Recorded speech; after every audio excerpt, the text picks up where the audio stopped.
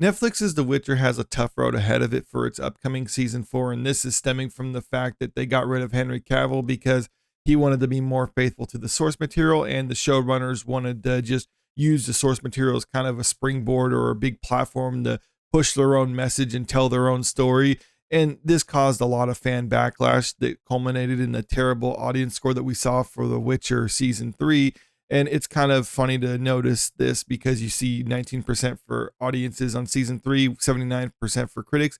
But if you look at the first season of The Witcher, you can see it's kind of reversed where the audiences liked it a lot more than the critics did. Critics didn't hate it or anything like that, but still, this just kind of goes to show as the seasons have progressed for the show, it's become more and more anti-fan, which is why I think critics are starting to enjoy it a lot more because it's pushing the message that they like as well as attacking fan bases, which critics or I'm talking like professional critics and media outlets seem to hate. And now for the first time, we got the trailer for season 4, and it's not going good for them either. This is the first bit. It's not super long, just under a minute long for the whole thing. And it's the first time we're seeing Liam Hemsworth as the Witcher. And as you can see from this like to dislike ratio, that's not really good for a trailer that's been out for 20 hours now. And yet already audiences are making it clear that they're not happy with this. And a lot of people are trying to think like, or at least frame it as in audiences are just unhappy that they're recasting the part. And that's not necessarily what the issue is with all this. Notably, a couple weeks ago, Freya Allen, one of the stars of the show who plays Ciri, says that people should give Liam Hemsworth the chance as the Geralt of Rivia, but that's not really why people are complaining. But she did have this to say. The Witcher star Freya Allen urges fans to give Liam Hemsworth a chance as he takes over from Henry Cavill as Geralt of Rivia for the 4th season of Netflix's fantasy drama. I don't want to speak for Hemsworth, but from what I understand, I feel like he's really wanting to try and bring the heart Allen shared. He's been training. I feel sorry for him, honestly, because number one, that fans can be very attacky, and it's not an ideal situation to be in taking up someone else's role. You know, I'm kind of in agreement with her on this one because I do, in a way, feel sorry for Liam Hemsworth for taking on this role because I don't really have anything against the guy in particular. In fact, if the role was initially cast with him, I probably wouldn't have thought twice about it, or maybe I would have, but I wouldn't have necessarily had this type of feeling I had towards it now that he's replacing Henry Cavill, because the only reason he's actually there is because the producers of the show wanted to get rid of someone who pretty much was adamant that they try to stick to the source material as much as possible and was defending the fan base when they were saying that what the show was doing was deviating from it too far. And that's what this is ultimately all about. It's a battle between the fan base who demand accountability to the showrunners and the showrunners who just want people to just shut up and consume their product. But the media is trying to spin it as in people attacking the poor Liam Hemsworth for taking on this role and people just not happy with the decision to recast the role. And that's not really what it is at all. I just want to make that clear. It's basically just fan backlash for people who are anti-fans. And this isn't me just being hyperbolic either. This is from one of the former show writers of The Witcher, where he was actually saying that the people working on the show were openly hostile to the source material. And in fact, going so far as him saying that they mocked the source material. And that's something that he does not approve of.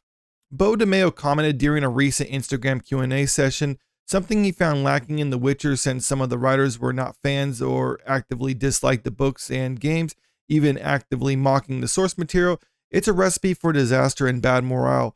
Perhaps it's no surprise then that DeMayo wanted those kinds of vibes nowhere near his X-Men 97 project for Marvel, where he only brought certified lovers of the original animated series on board. But no matter how you try to slice it, you can only attack the fan base so long and try to demonize them before you realize, like, well, no, you actually do need them, because a lot of people like to point out the situations where it's like, well, if you don't like it, don't watch the show or don't read the book or whatever. And people are just like, okay, fine, I'll check out, because a lot of these showrunners and producers and things like that seem to have this impression that people can't live without them. So they're like, fine, if you don't like it, then leave. And people are just leaving. And now they're starting to be like, oh, wait, come back. Oh, we didn't mean it. Well, they won't say we're sorry or whatever, but they'll just say, keep coming back. We're still going to demonize you and still attack you, but just come back and consume our product anyway.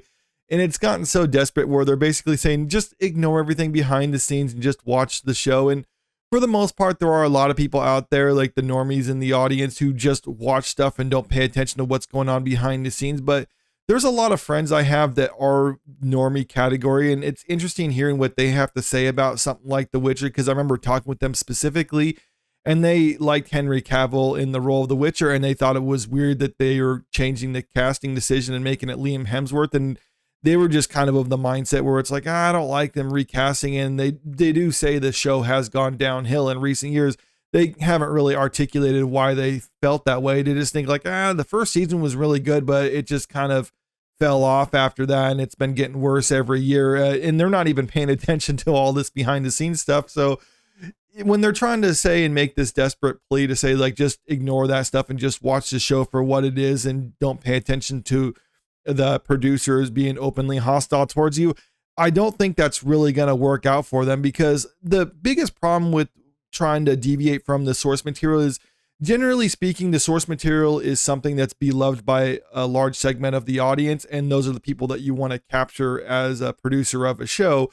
But when you bring in writers who don't have as much experience as the original author, or who aren't as accomplished as the original author, thinking that they can actually do the same thing but do it better, basically just using it as a loose framework, well, that's a recipe for disaster. Because just imagine you have an accomplished chef and he has all these ingredients and he's able to make something just spectacular, and then you just get an amateur cook like, well, I can do the same thing, I can just follow the recipe and just use the same ingredients and I can make something just as good, right? Well, not necessarily. Depending on the dish, you might not actually be able to do it nearly as well, because sometimes it takes a little bit more skill and technique, something that's learned over time that chef has actually spent years cultivating, whereas this new cook doesn't quite have the skill in order to accomplish that sort of thing. So it would be a better idea for them to try to follow what they're doing exactly. Actually, maybe the analogy would be better is they're not following the recipe, they're trying to improve on the recipe. I think that would be more fitting for what I'm trying to say here. You get someone who doesn't have the years of experience trying to do something better than someone who actually has the experience and has the accolades to prove it. And that's why shows, when they try to deviate from the source material, tends to fall off and not be nearly as good as the original, and why a lot of people start abandoning it and start having that backlash, because now they're just all of a sudden disappointed because they were promised something else and it's not being delivered. But let me know what you think about all this in the comment section below. Are you interested in watching season 4, or have you checked out already? And also, if you haven't already, make sure you click that subscribe button if you want to stay up to date with the latest entertainment news. And if you can, like and share the video, because it really helps out with the channel. Thank you.